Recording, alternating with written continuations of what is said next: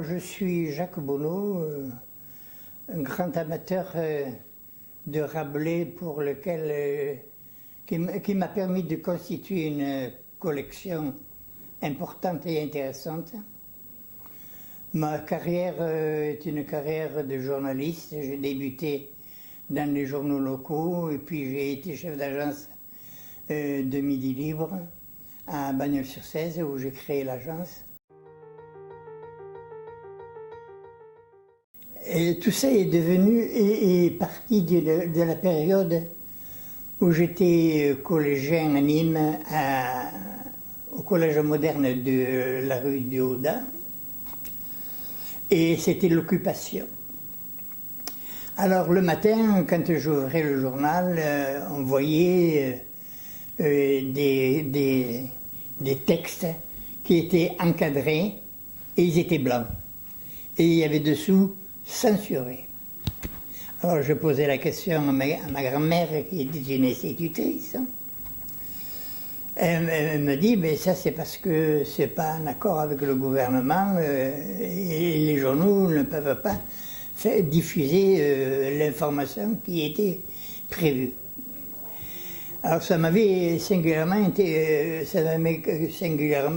interrogé. Et puis, un jour, je vais à la bibliothèque municipale de Nîmes, à la rue Séguier. Je vois un monsieur, je lui dis, je vois un des employés, et je lui donne une liste d'ouvrages qui m'intéressaient sur Rabelais. Pourquoi Rabelais? Je ne me souviens plus exactement pourquoi. Simplement parce que c'était un personnage qui était un peu hors du commun, il avait quelque chose de sulfureux, comme on dirait de nos jours. Alors donc j'ai demandé au bibliothécaire qui servait les lecteurs, et puis il vient me revoir très châte-mitre, il me dit « Ah, monsieur Bonneau, vous m'excuserez, mais je ne peux pas vous donner ce Rabelais. » Ah. Je lui dis, pourquoi vous ne pouvez pas me le donner? Enfin, me le prêter, me le livrer. Il me dit, c'est pas pour votre âge. Ah. 2 interdictions sur Rabelais, ça faisait beaucoup de choses pour un jeune qui avait, grosso modo, 15-16 ans. Jeune et toujours un petit peu révolté, je suis allé quelque part, et je suis allé voir un Rabelais, et on m'a prêté un livre de Rabelais, je ne me rappelle plus lequel, ça n'a pas d'importance. Je l'ai lu, je n'ai rien trouvé que des choses marrantes. J'ai retrouvé la première chose, c'était l'amour du vin, et à travers l'amour du vin, l'amour de la vie, et c'était un homme qui était joyeux dans une période quand même qui a trucidé joyeusement tout un tas de protestants.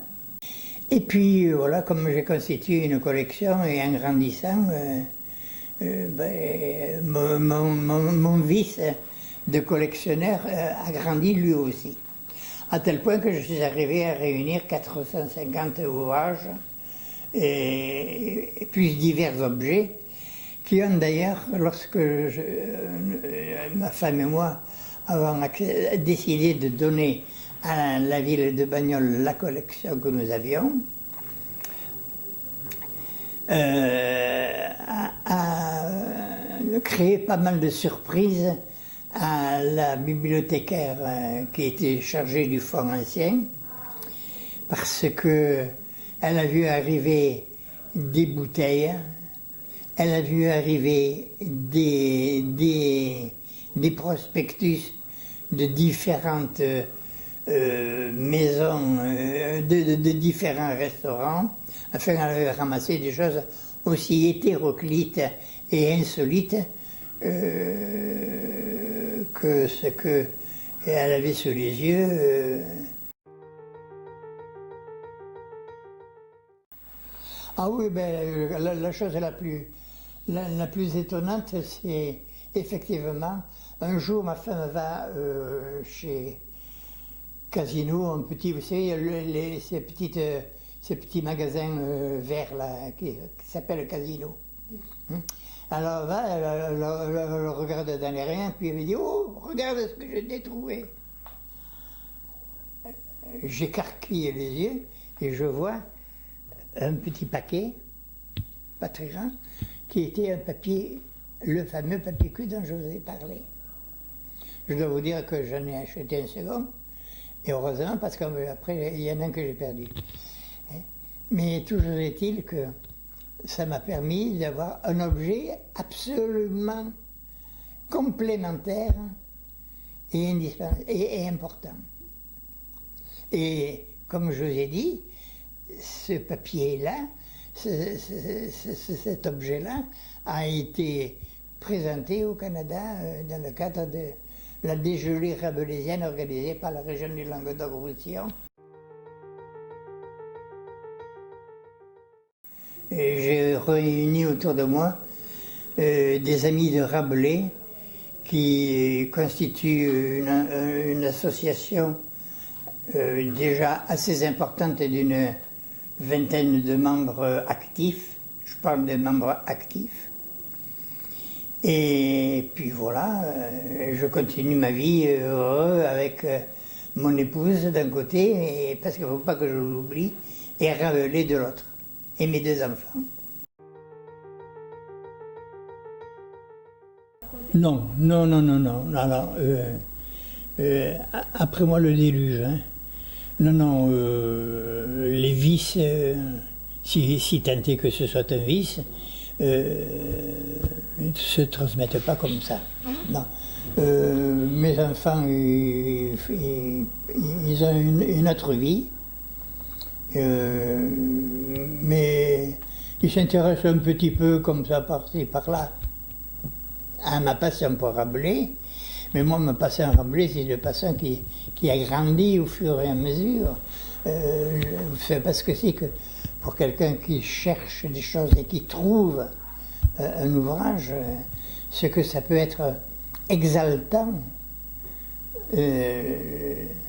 La découverte d'une pièce nouvelle, c'est quand même un plaisir que l'on se fait. Il ne faut pas oublier cette notion de plaisir parce que le texte de Rabelais est le même partout, à part quelques différences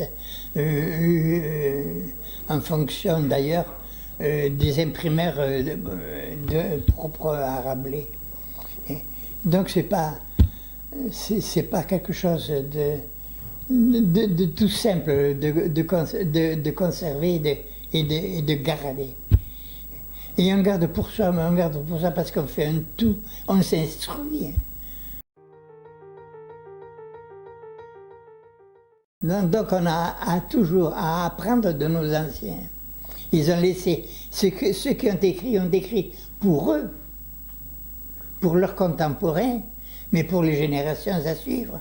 C'est à nous, les générations à suivre, les générations qui suivent, c'est à nous de mettre en évidence le travail foncier que représentaient quelques phrases rabelaisiennes.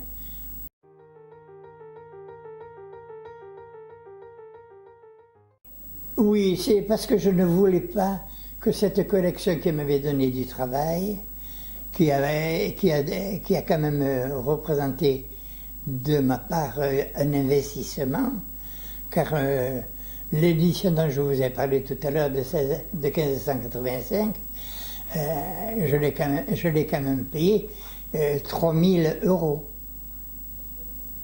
C'est pas n'importe quoi 3 000 €. Mais j'ai préféré la donner à la ville de Bagnols que de la laisser s'éparpiller. Ça aurait été un livre parmi tant d'autres. Où serait-il allé et à qui aurait-il fait plaisir?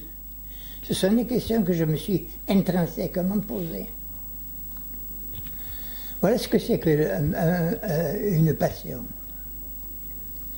La passion, ça permet d'aller au-delà des choses raisonnables.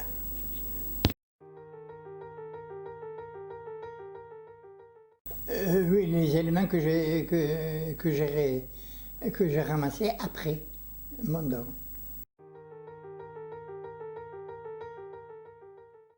Je suis un passionné.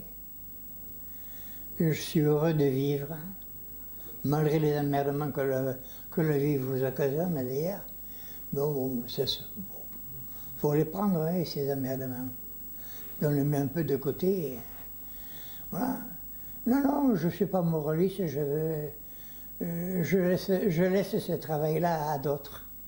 Mais je considère que Rabelais est un des personnages il n'a pas dit pour rien que le rire est le propre de l'homme. Et ça, c'est une chose que nous devrions bien ancrer dans notre esprit.